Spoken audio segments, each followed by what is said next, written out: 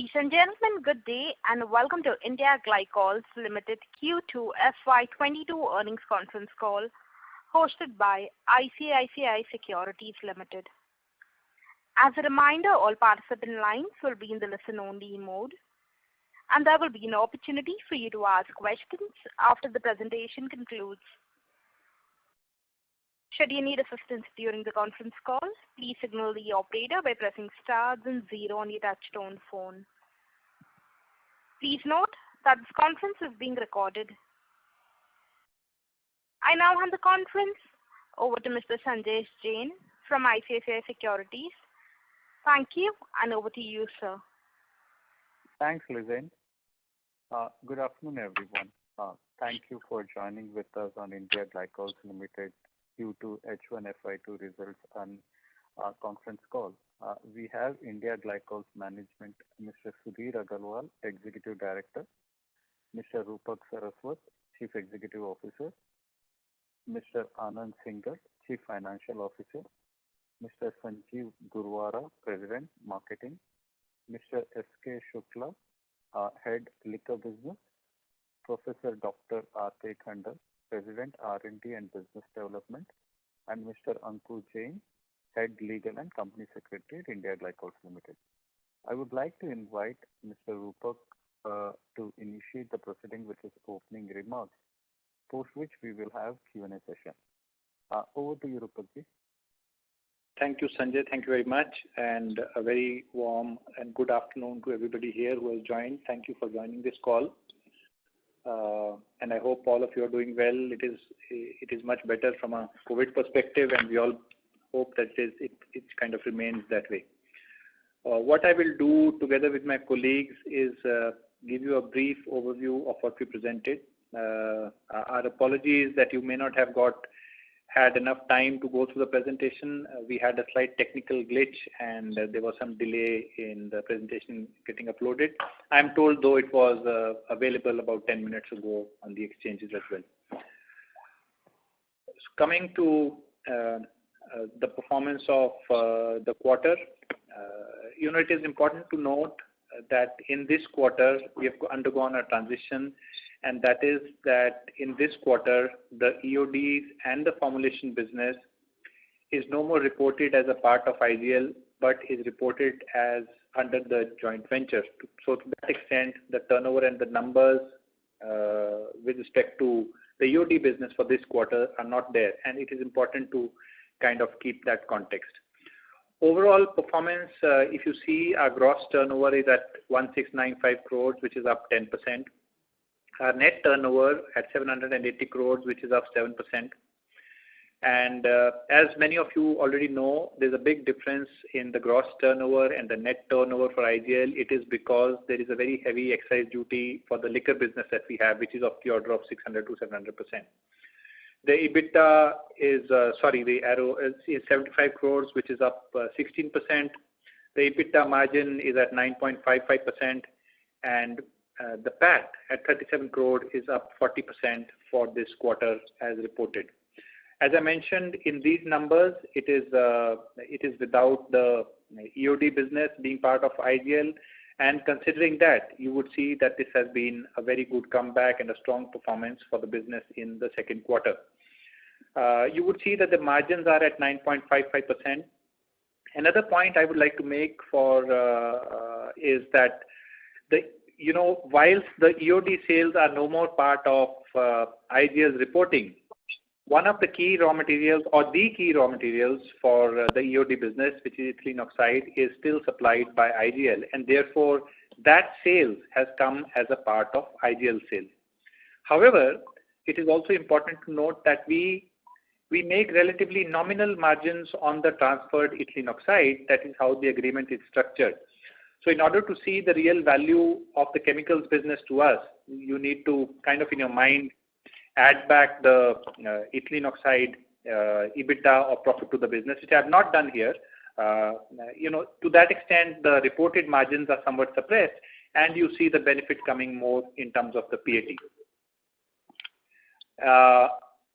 And now looking at the performance for continued businesses, you will see that the gross turnover is up 24% and the net turnover is up 39% at 780 crores. As I said, it is up 39% because now for the purpose of looking at continued businesses, we have removed EOD business from both the quarters, that is quarter for the last year as well as quarter for this year.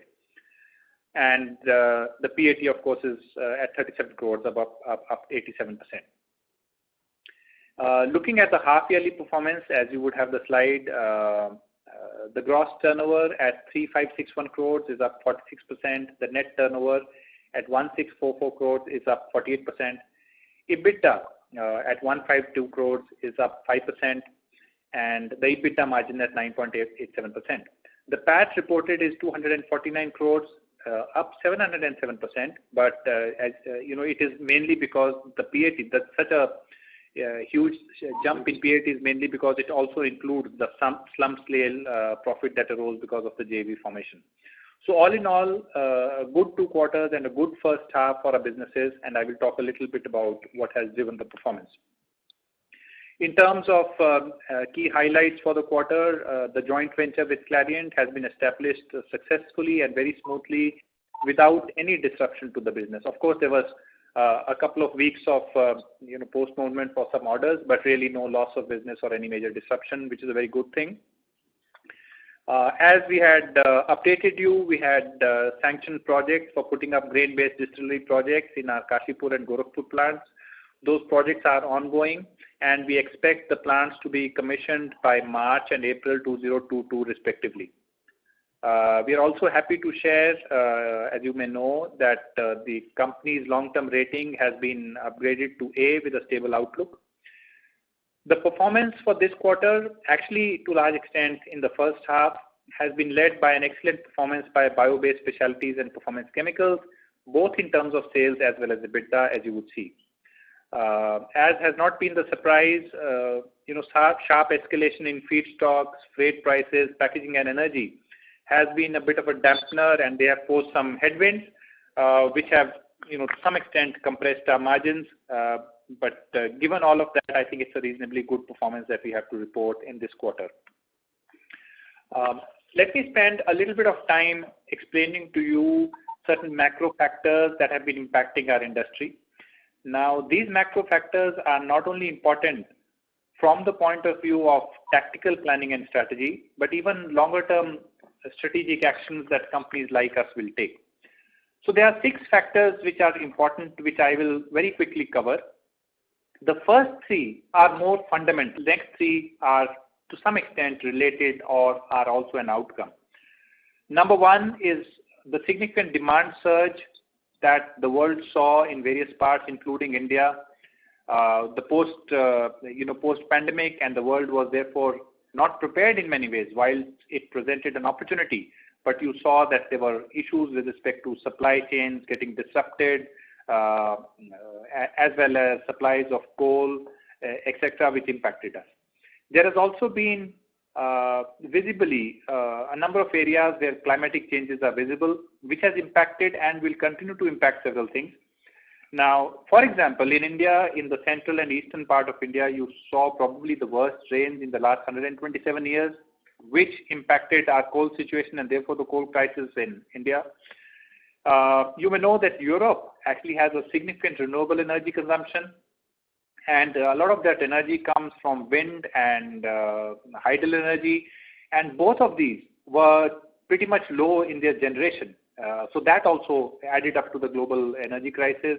You may also know that the same thing was happening in Latin America, where there's a lot of hydel energy, and there was a drought, and therefore that energy came down, which all is not only impacting our energy prices, but I am also talking about a driving factor for businesses, particularly the ones which have positioned themselves based on sustainable ingredients. And the other, of course, is the big push for sustainability and green transition. This has provided opportunities, but it has also created hiccups. So as you know, in India, there is a push for increased blending of ethanol in petrol. Similarly, other countries in the world are going through this transition, and sometimes it has been a choppy ride where people have pushed in renewable resources. And Germany, for example, has said that they would not go to nuclear energy, but we are probably not as ready to completely depend on renewable or sustainable energy. So that sustainable transition also created some hiccups. The impacted factors, of course, are the sharp rise in commodity prices, and as you can see, as we have seen, things that impact us. Steel prices, for example, were up nearly 40%, impacts our projects. Coal prices on a yearly basis, not average, over a period of 1 year, roughly went up by about 80%. Ethanol, which is a very important feedstock for us, the prices went up compared to November last year by roughly 60%, and acetic acid, for example, is roughly up 100%. So I think these are some of the factors which were impacting our business. But what is good to see that is we have been able to continue to grow our business and grow our EBITDA and profit lines as well. So that is a quick summary that I had. I will request my colleague Anandji to give you a quick recap on the financial summary. On Q2 and half year 22 results is already there with all of you, and Rupak ji has already covered the key highlights of the results. But just to give you the brief highlights and the impact on the profitability regions, the good demand, particularly in the bio-waste, specialty and performance chemical during this quarter as well as the half year, the impact of the increased feedstock, energy, freight and packing costs.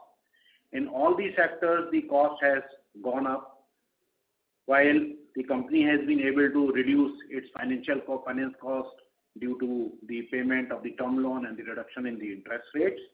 So this is what is the key highlights. The results are already with you, so that's why I'm not covering the numbers. But if anybody has any specific question, then I will certainly take up. And regarding the cash flow, although we are generally not sharing, but this time we are sharing because there was some query on the negative cash flow. Just to update that we have received 451 crores from the bio EOD sale, out of which 302 has been paid for the term loan and the reduction of the fund-based working capital limits, while the balance of 149 crores we have utilized for the payment of the LC creditors, which has been largely in the cash flow as the creditors payment.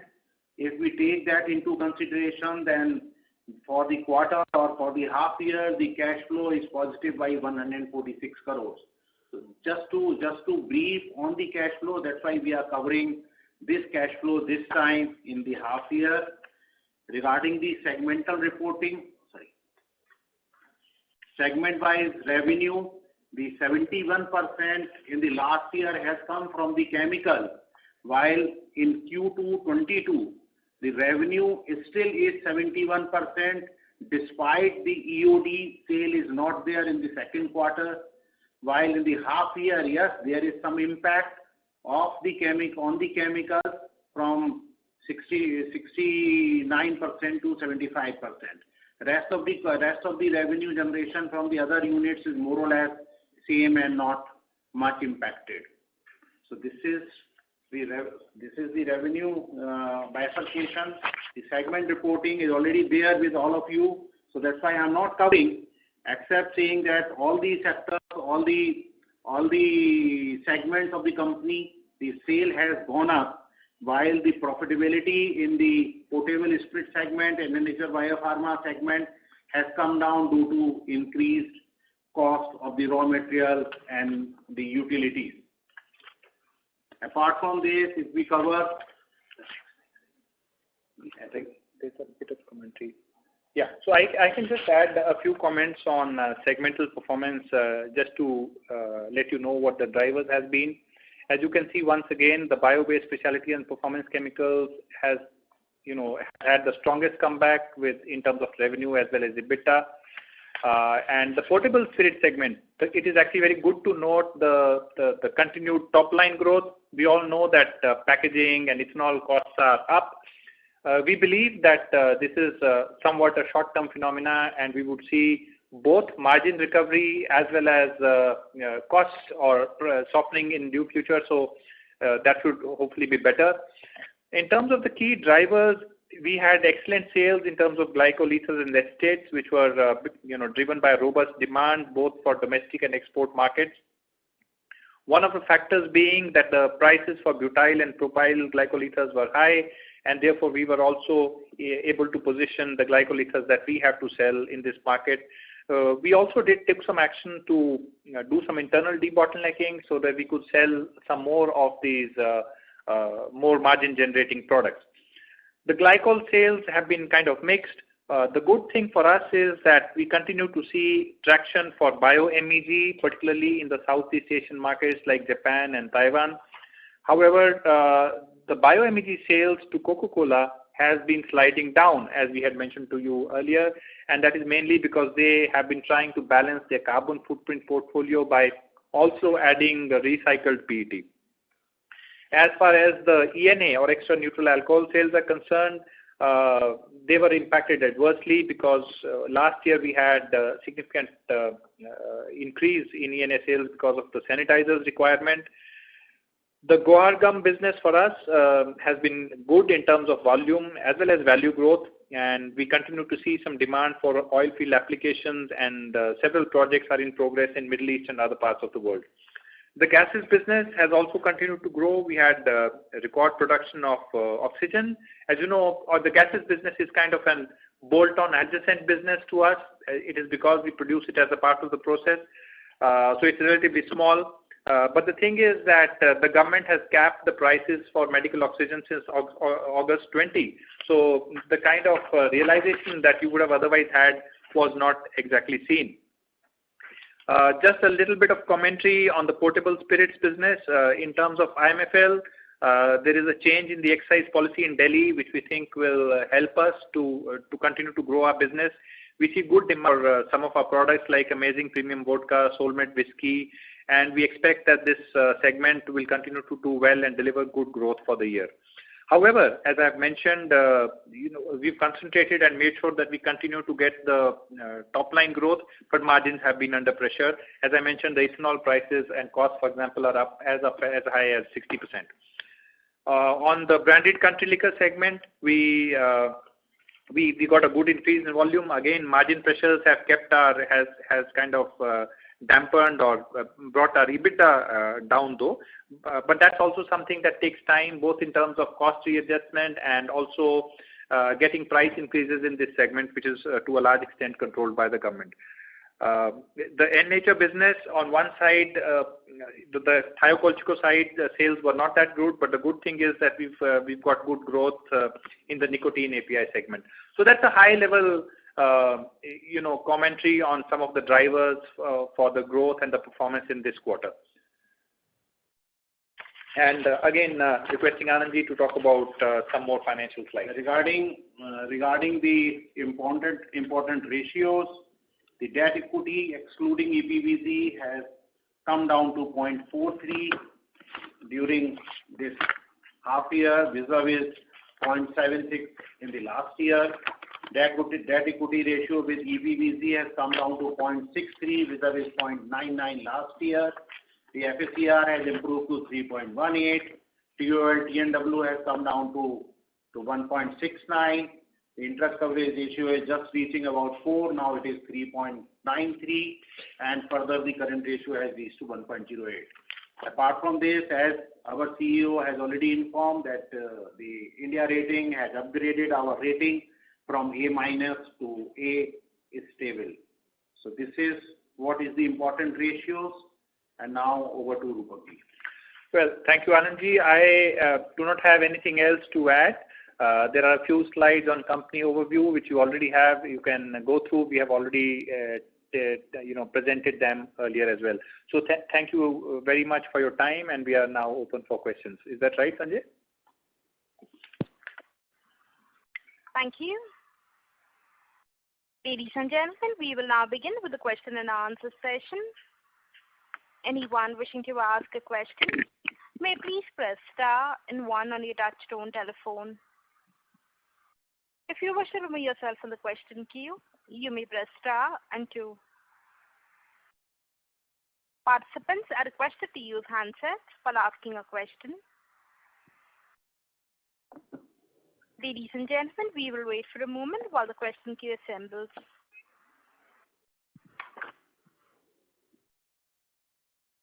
The first question is on the line of Rohit Sinha from Sunidhi Securities. Please go ahead. Yeah, thank you for taking my question, and congratulations for a good set of numbers.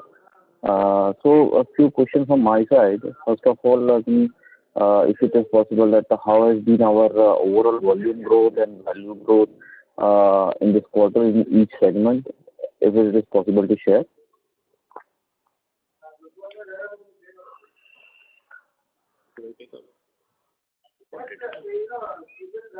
Great. I will cover the main segments, particularly the glycol and the alcohol segment. Yeah, that would be. Glycol, last year, we did say about 47,909 tons of glycol sale. For the half year, we have already done say about 24,808 tons. So we are more or less done about 50% as compared to the last year. Regarding the glycol ether, we have done a sale of 27,850 tons, 58 tons in the last year, while in this half year we have already achieved 19,345 tons. So we are far ahead of as compared to the last year. Regarding the alcohol potable segment, we have done say about 176,274 KVL in last year, while in the 6 months we have already covered say about 1,09,400. So in alcohol segment also we are far ahead. So these are the main quantities, or you can say the sales quantity which we have covered, which we have already achieved in first half, 6 months. Okay, sir. Thank you for that.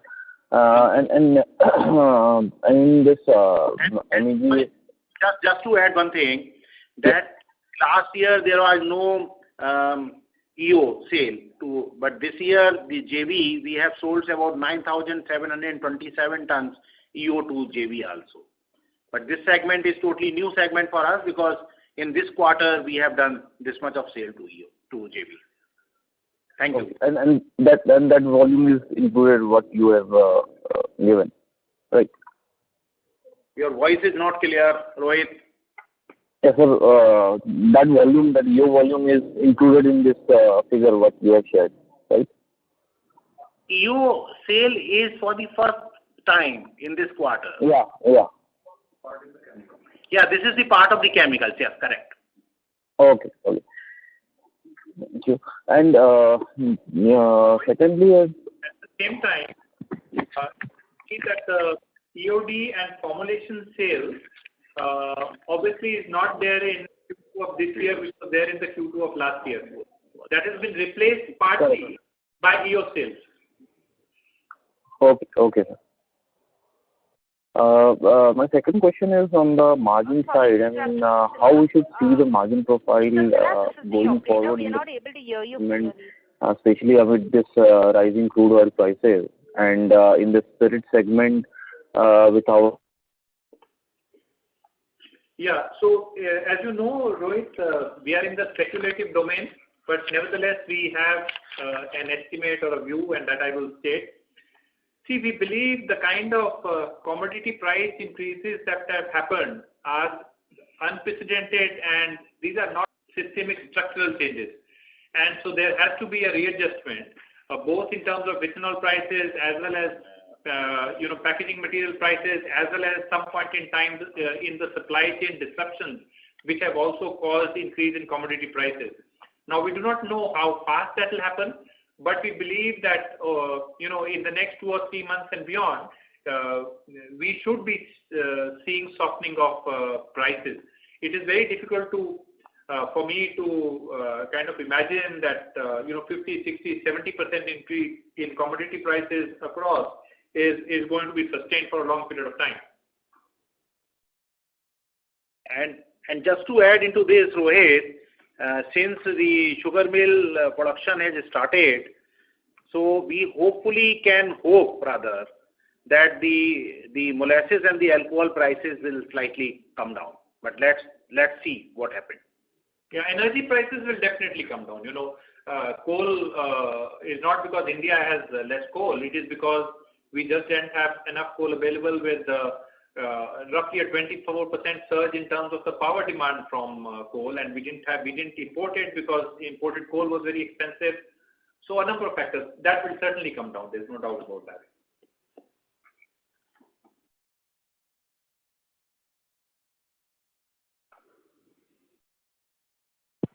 Thank you.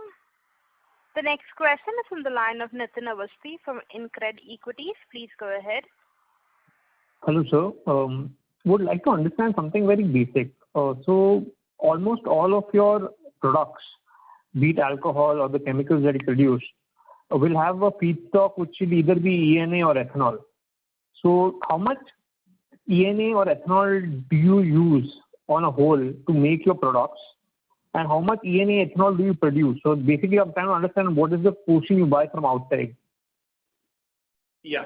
So I will also take help from my colleagues, but just to give you an overview of the business and the dynamics of alcohol. See, we have two potential sources of ethanol. One is molasses that we can manufacture in-house, and another is imported ethanol that we import, which is corn-based from the US mainly. Depending upon the prices, we have changed how much we make and how much we buy. Last year, for example, it made much more sense for us to import ethanol. So at least for the chemical segment, as high as 95% of ethanol was imported. But for the liquor segment, we do not use imported alcohol. We use molasses-based ethanol that we produce, or we may buy grain-based ethanol from the market. Going forward, apart from the options of import or molasses, as you know, we are also putting up grain-based distilleries. So that creates more options for us, both for our potable spirits, that helps us hopefully reduce our cost as well, because if we are buying some grain-based ethanol, that will come down, and also allows us to play with the ethanol dynamics much more.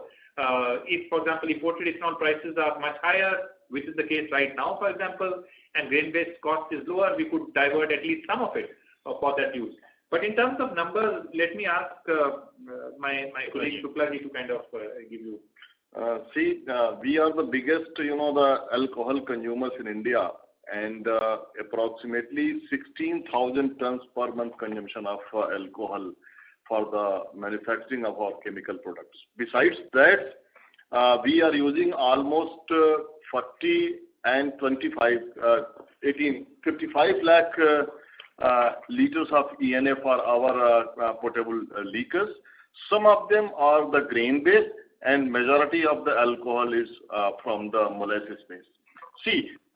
Because of the late, the rains in basically the highest sugar producing state like UP and the Haryana, the crop is affected, and the sugar mills, which generally used to start in the month of October, which likely to be starting, they have started on the first week of November.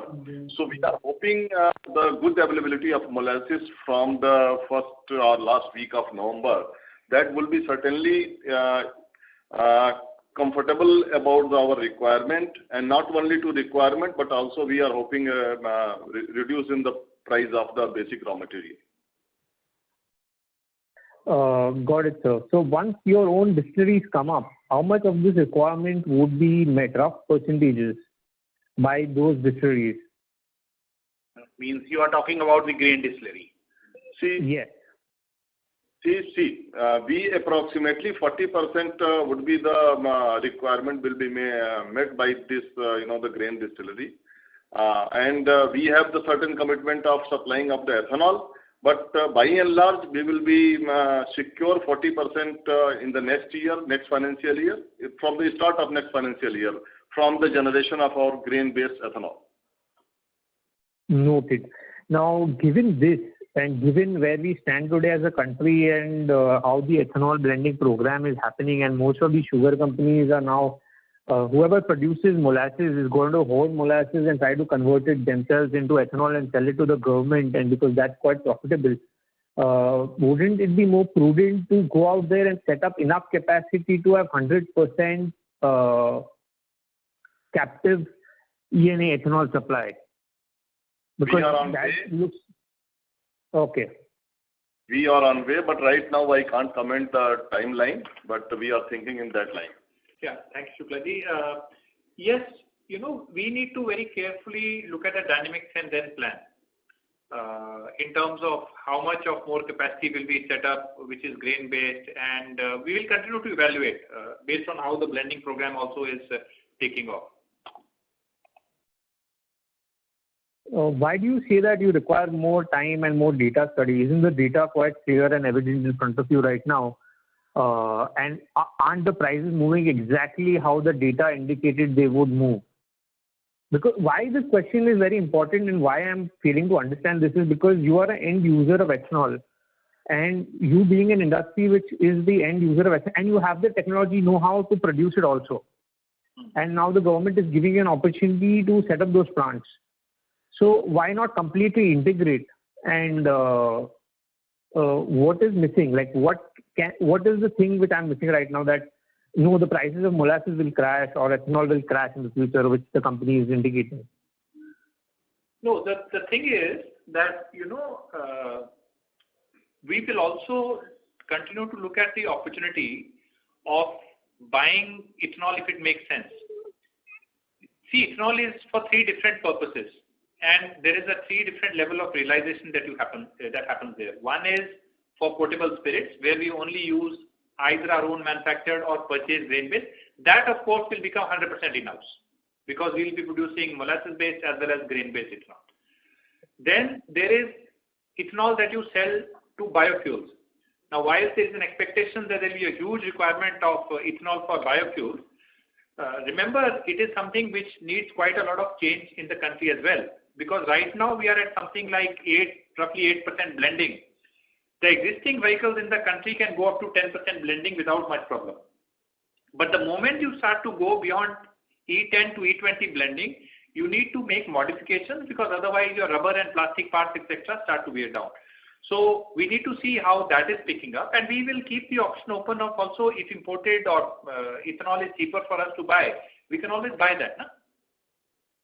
Noted, understood. So at least for the potable spirits, you're saying you're making the right point. You're making the right point.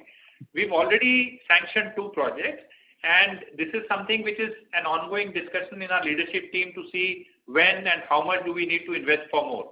And as our thinking is a little more refined and we have clarity, at the right point we will.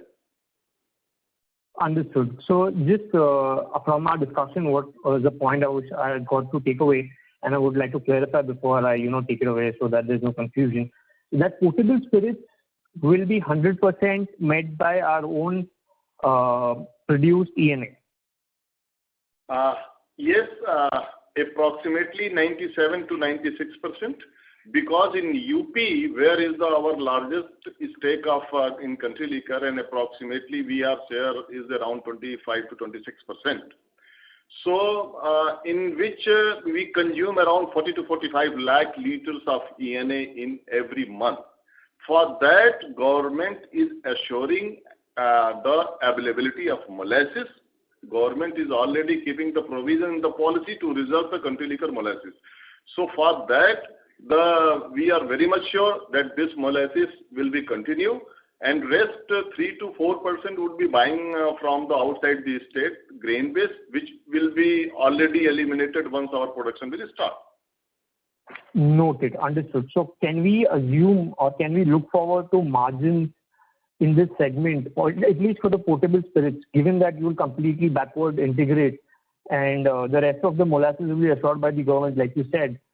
Can we expect the EBIT margins to go closer to 27 to 30%? So right now we are hoping but I think once the things will be normalized, because as you know, this month is very crucial as for availability of the raw material for the distilleries. So we are hoping better margin from the month of December and January. And a couple of factors which if they move in the direction that we are hoping. One, of course, is we would see softening in hopefully ethanol prices.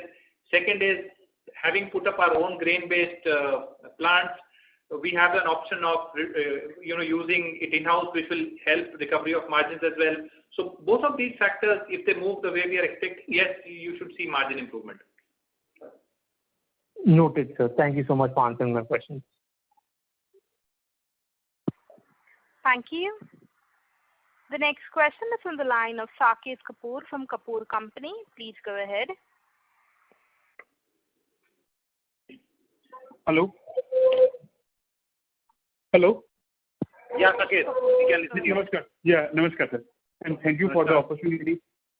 Sir, firstly, looking at the business model and the current vagaries in the commodity space, sir, how keen are we that these margins are sustainable, and even there is a scope for improvement in margins going forward? Just looking at the sustainability part of the story, as you were telling that one of our MNC player has also reduced the offtake of our product because of ESG and other factors. So if you could give us some understanding on how the sustainability and the improvement in margins can happen over a period of time, and also on the power and fuel mix part, sir. You were telling about the imported coal prices being higher and that impacting the margins. So over a period of time, what are the steps we are taking that will be contributing to the margins going forward? Okay. So first, let me talk about the second point that you raised, which is imported coal prices being higher. I think you picked up one part of what I said, which was impacting Indian coal prices. Indian coal prices went up because of a couple of factors. Number one, demand surge in terms of power, which was 24% higher than last year. And most of the power in India, 60-70%, if I'm not wrong, comes from power-based fuel plants. So the plants had, or the supply chain had not stocked up that much inventory, and coal takes time to mine and then bring it here and so on.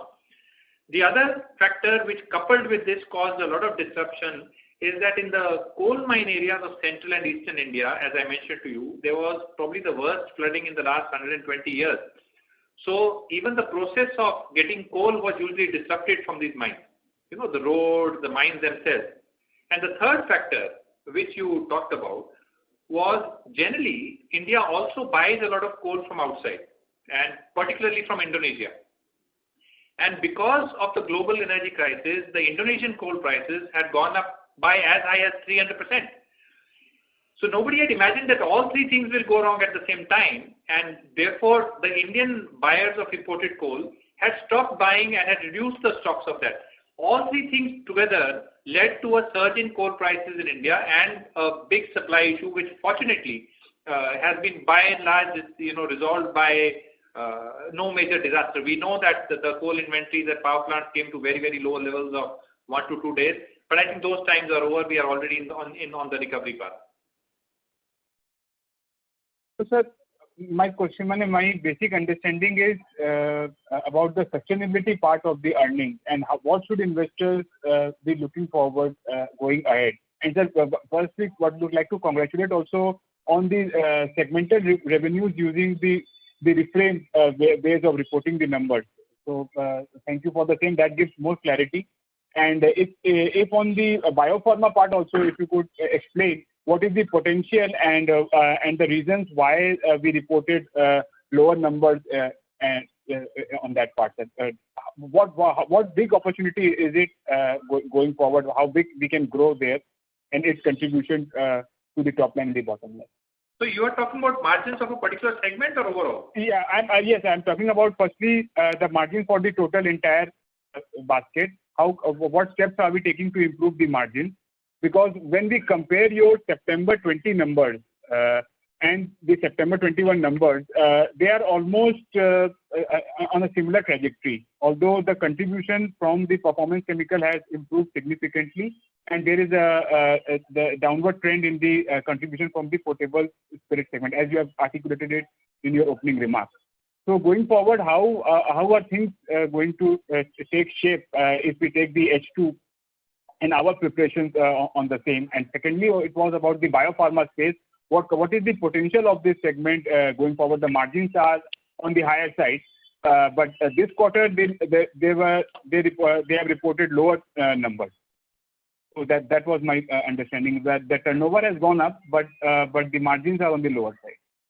Yes. So this was right in my opening remark that we have done very well in terms of top line, but we don't seem to have done as well in terms of the EBITDA growth. There are a few factors.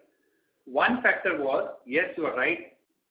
For example, ethanol and packaging material prices, which impacted the portable spirit segment very highly. The top line in portable spirits has been growing very well, which is roughly a 21% growth. But the contribution actually came down by something like 30%.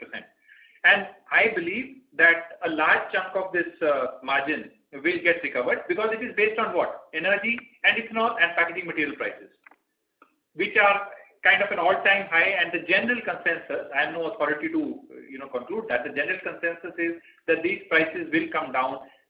These are not the sustainable commodity prices.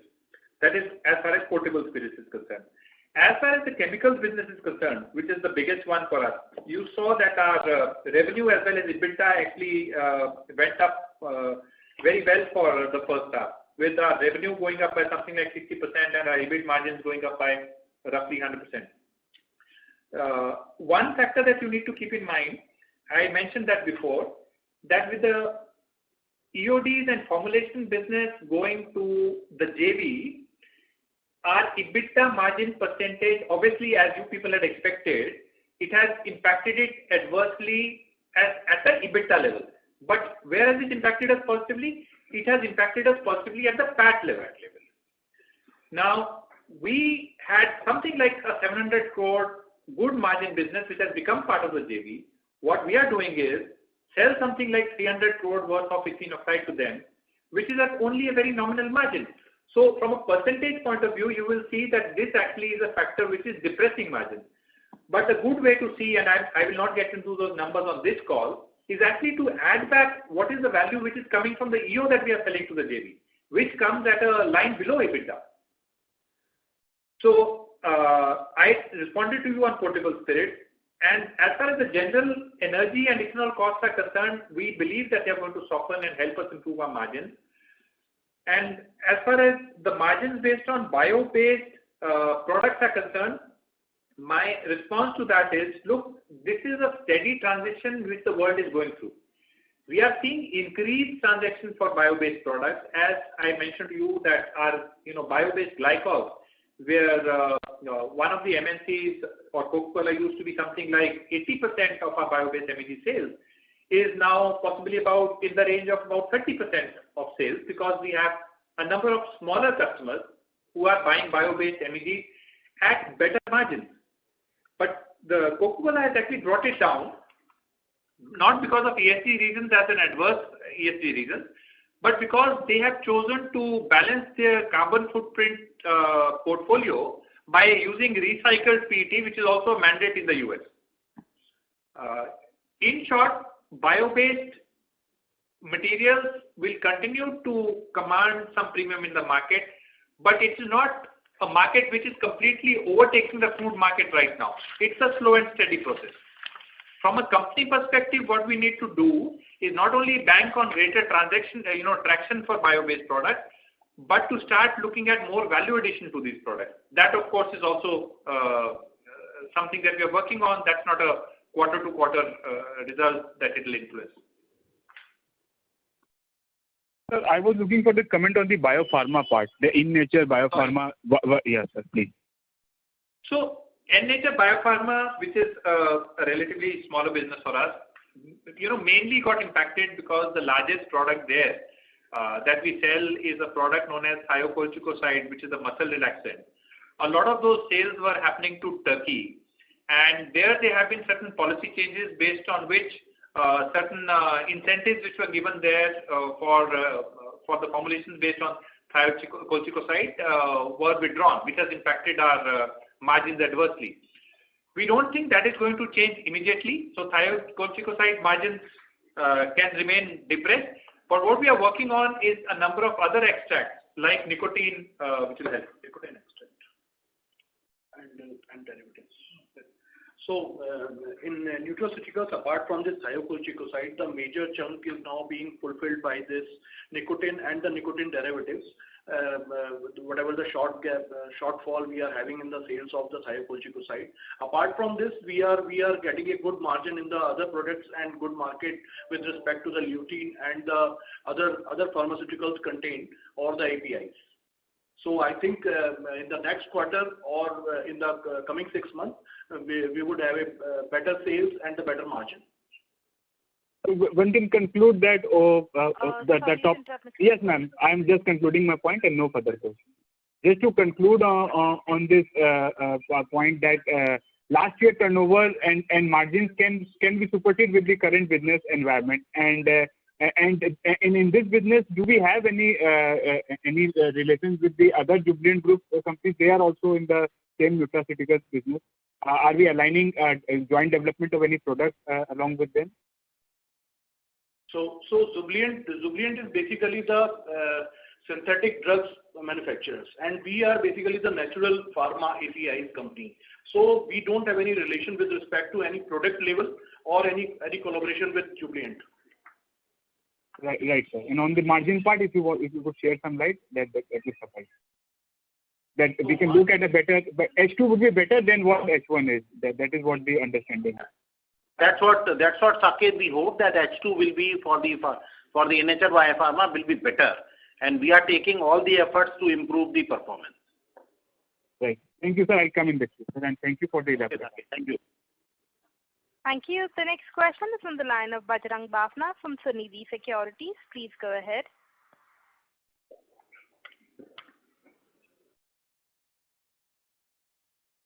Mr. Bajrang Bafna, your line is in the talk mode. Please go ahead. Mr. Bajrang Bafna. As there's no response from the current participant, we'll move on to the next. That is on the line of Makrantillu from Makrantillu Investments. Please go ahead. Thank you very much for your time and congratulations on getting things done.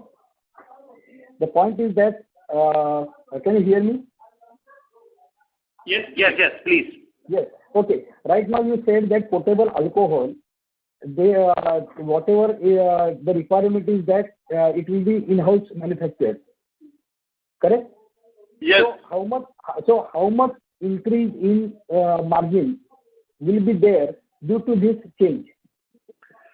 See, first of all, the certain segment which is here around 70%, which is the raw material is already secured by the government. So there should not be any problem.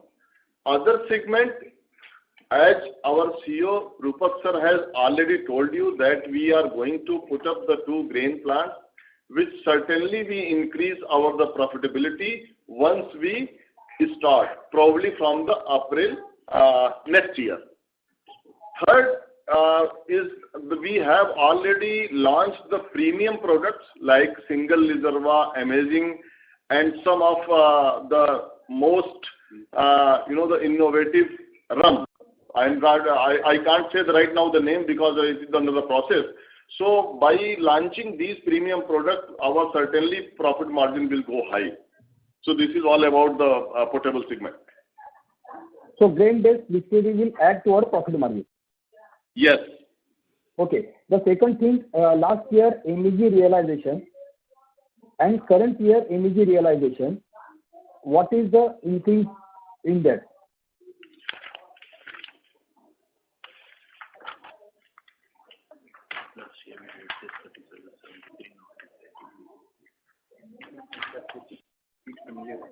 In last year, the MEG realization average price for the whole year was about 73,000 rupees, while in first 6 months it is about 86,000 rupees. Okay, very good. And it will sustain. Come again? It will sustain. Yeah. It will sustain. I think Mr. Gurwara can comment, please. No, I'm sure. I think this can sustain. This will sustain. Okay. The third thing is that there is one small suggestion before going for a question. The company is doing wonderfully and we are doing it. Everything is dynamism is being shown. Can you your website also be changed accordingly? Thank you for mentioning that. It is something that we are working on. We are working on making sure that our digital presence is enhanced and it is representative of what IGL is transforming to be. And I'm happy to get that encouragement and nudge from you. We are working on that as we speak. Thank you very much. Because I'm a shareholder for last 15 years and the same website is there. So, thank you for changing it. And the last thing is that Shakumbari Sugar. Previously, there was some say that you want to divest in Shakumbari Sugar. Now the realizations are there. There is a good prospect for sugar industry. Whether we are going forward with this proposal. You are right, and I would not be able to offer too much details, and those are options that we are evaluating. Okay, and the only one thing is that QIP, there was 250 crore QIP that has been sanctioned for last so many years. Whether we are going forward with this QIP in near future? No, sir. That is an enabling resolution which we are always doing from last 8 years. Correct. As such, the company is not thinking of raising any QIP funds. Okay. So the capital will be maintained as it is. Till now, yes. I will say like that. If tomorrow management decides something else, then I can't comment on that. But still, as of now, there is no inclination to raise any kind of funds from the capital market. Fantastic, and congratulations and all the best for future, and hope to see wonderful things from the company. Thank you. Thank you very much, sir. Thank you. The next question is from the line of Rohit Nagraj from Emkay Global. Please go ahead. Yeah, thanks for the opportunity and good afternoon, sir. So the first question is on potable spirit. So we have experienced the input cost inflation, but as I understand, probably that's the only segment which is a pull-driven segment. So we did not take any price hikes during the quarter, or is it transitory, increase in cost, and that's the reason we are awaiting once the cost alleviate, we'll take the price hike? See, as per the government policies, liquor is completely controlled by the government. And we start price increase, the request to the government from the last week of December. Generally, prices of price excise policy will be finalized by the February end. So government will call the suggestions, will evaluate the packaging cost, raw material cost between the somewhere January, and they will accordingly give the price increase from the February. So we because of peak increase in the packaging materials, so we have already presented our case before the government, and government is seriously thinking. So we hope that next year from the April onward we will be get price increase with the good margin. And IMFL also we are going to launch the new products in Delhi with the better margins, and the premium products also in which we have a good margins. So we are hoping a very good price increase in the Q4 and from the Q1 of the next year. In short, what I have understood is that it is a tedious process, Rohit, to get price increases both in IMFL and country liquor, and that makes it, even if we intend to do it, that makes it a little more time-consuming process. Right, got it, sir. That was really helpful. So the second question is, now that our both distilleries are probably going to come to operations from March, April onwards, what is the kind of capex plan we have frozen for FY22, and any further plans for FY23, 24, given that once these projects are completed, we'll have to look out for newer opportunities. So anything on the drawing board which we are currently working on? Thank you. Yeah, Rohit, as you said, they are on the drawing board. These projects, obviously, we need to execute. They are big projects. There are obviously some other smaller projects which are in the pipeline. And as we approve them internally, we will share with you all as well. To give you to answer your question, whether we have frozen a capex for 2022, we may have an estimate, but we have not frozen that number as of now. We are in the process of working on it. Anything else, Suresh? Rohit has already informed in the last quarter also during this call. For the grain distillery, we are already undertaking a capex of say about 325 crores and some miscellaneous capexes for 22. But relating to 22-23, that is all is in process, as Rupak sir has just told. We'll come back to you if there is any major plan for the capexes. Right, sir. Got it. Thank you so much and best of luck, sir. Thank you, Rohit. Thank you. The next question is from the line of Sanjesh Jain from ICICI Securities. Please go ahead. Thank you, sir. Thanks for taking my question. First, on the Carbon Smart, where are we in the process of starting the manufacturing? That's one. Number two, where have we got this technology? Is it in-house developed or we have licenses from LanzaTech? And where are we sourcing carbon monoxide as of now to commercialize this project? So that's on the Carbon Smart part of it. Right. So as far as Carbon Smart products are concerned, we have made products here which have been sampled at plant scale. However, the regular commercial sale of these products are expected to start in the next financial year. That is one. The second thing is that as far as the technology is concerned, making Carbon Smart products has two technologies involved, and that is why there is a collaboration between three companies. The first part of the technology involves converting carbon monoxide from various sources of emissions, big sources of emissions, into Carbon Smart ethanol, which is not something that we do, which is something that LanzaTech gets done. What we do, and that is where IGL is kind of unique, is convert that ethanol into Carbon Smart ethylene oxide and other derivatives. So does that answer your question? Yes, sir, that answers my question. So basically, we are into ethanol to EO, while carbon monoxide to ethanol is done by LanzaTech. Right. So LanzaTech needed us because we are probably one amongst two companies or the only major one who does ethanol to ethylene oxide. And we needed somebody who has Carbon Smart ethanol for us to be able to convert it into Carbon Smart ethylene oxide and other derivatives. We don't intend to manufacture ethanol by licensing the LanzaTech technology? Not in the pipeline as of now, and I think it is relatively far-fetched, because what you need to do is you need to set up these kind of technologies and plants together with big generators of carbon monoxide. You know, for example, steel mills or big petrochemical complexes. It is very new right now, and Lenza has kind of made a few tie-ups, and it is now kind of rolling, where we see more and more volumes coming into the market, getting available next year onward.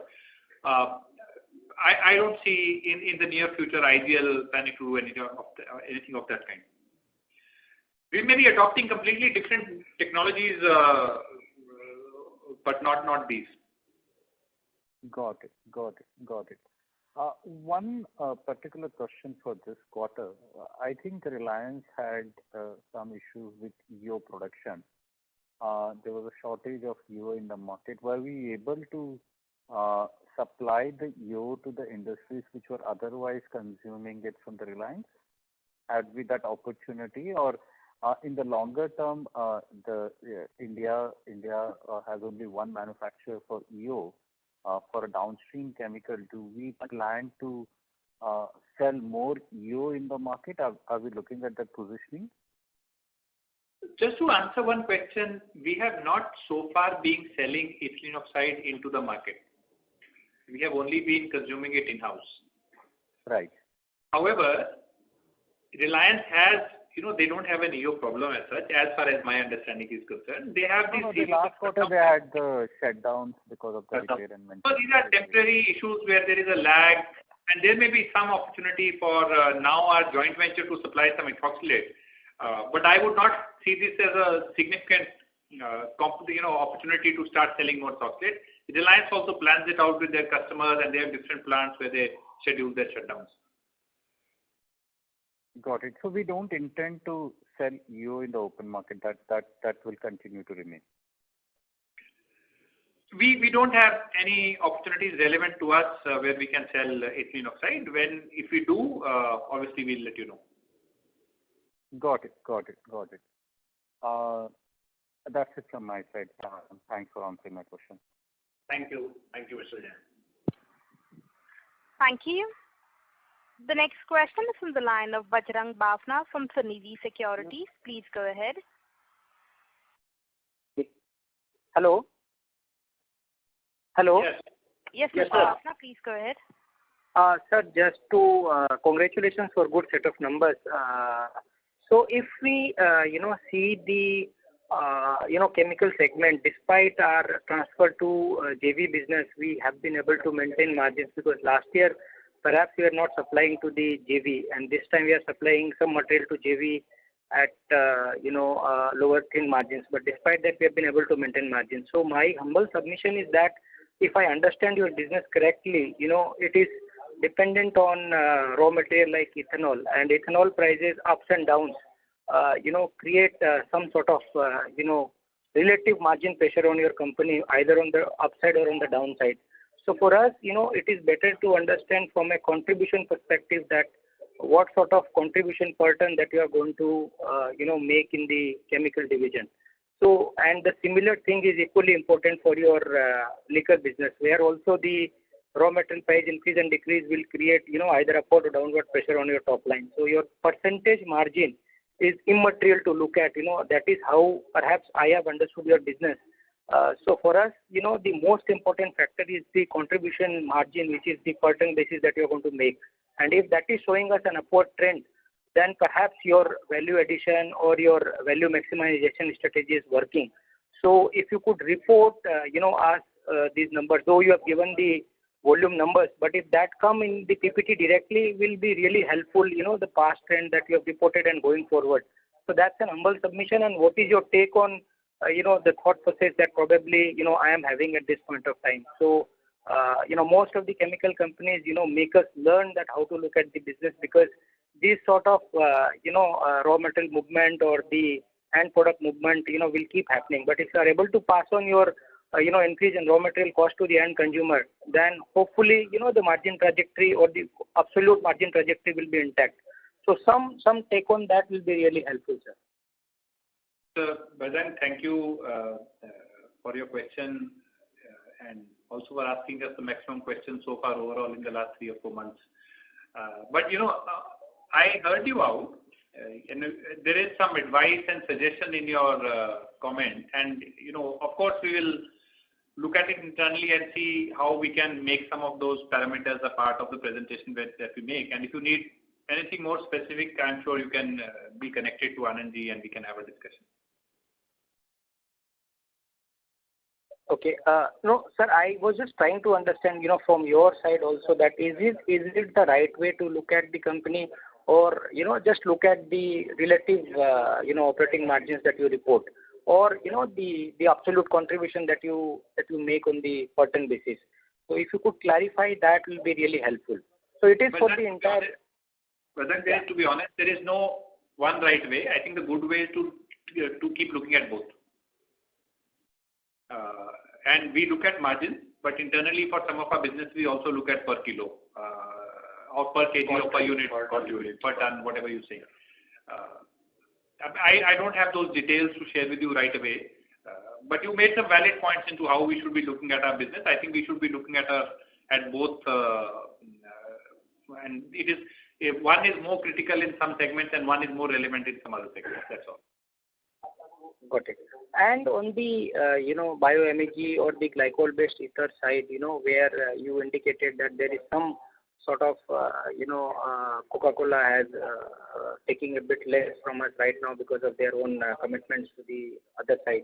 So overall, if you see that, the world is moving towards biochemistry or the green chemistry, so some small customers that we have got, but in terms of trajectory, do we see, the demand for this ether-based glycols or the bio-MEG or maybe some other chemistries that might you enter into future, will be on the rising side. Those symptoms are clear in the market on that side on a sustainable basis? Yes. The short answer to your question is definitely yes, but it is a slow and a steady process. The macro trend will not change. There may be short-term blips here and there, and it is also seen in terms of the bio-MEG traction that we have. From one big customers to probably 5, 7, 8, 12 different, more than 10 different customers now, which actually from a margin perspective are even slightly more profitable. So the traction is there, but it's a slow process, and that macro trend, as you and I have heard enough about, is going to be that way. And we will continue to evaluate other opportunities for value-added bio-based ingredients. Okay, and just my last question on the liquor business side, we are seeing that the volume upside that is coming up in your business, but in the IMFL side, which is more profitable as compared to country liquor, which is again dominated by lower margins as compared to IMFL. So on a progressive basis, maybe in next 1 or 2 year or maybe 3 years kind of time frame, how do you see that both contribution moving from a company perspective? Good question you have asked. See, as far as the IMFL prospect is concerned, as we have already told you that Delhi is going to open the market, and we are very aggressively pushing our products, basically our premium products in these markets to gain the maximum advantage of the situation, which is the demand and supply gap in Delhi. Second thing, we are going to expand our market in the nearby states like Chandigarh, Punjab, Rajasthan, Delhi, and UP, where is the maximum presence. So, regarding this country liquor segment, which is our major stake, I already told you that the price increase request is pending before the government, and which will be considered by month of January and February. So we are expecting good profit in the next year. Okay, and as far as the trajectory goes, for the MFL and country liquor, do you see that percentages in the overall revenue for the MFL is going to move up over next 2-3 years kind of time frame in terms of higher growth in IMFL business? We are well prepared, and we are confident that our business will be increased by more than 100% in next year or next year, 22-23. Yeah, I think we in general this year as well as next year, our assessment is that we'll see good growth in IMFL. Okay, thank you and best of luck. Thank you, Vasanji. Thank you very much. Thank you. Ladies and gentlemen, that was the last question. I now hand the conference over to Mr. Rupak Saraswat for his closing comments. Yeah, thank you. So on behalf of my colleagues here at the Noida office of IGL, I would like to thank all of the participants who joined us and also showed so much interest in our presentation and asked us some very interesting, some of them difficult questions. No, thank you. We all learned from it. Thank you very much and have a good evening, everybody. Thank you from this side. Thank you. Thank you. Ladies and gentlemen, on behalf of ICICI Securities, that concludes this conference call. We thank you for joining us, and you may now disconnect your lines. Thank you. Yes. Thank you.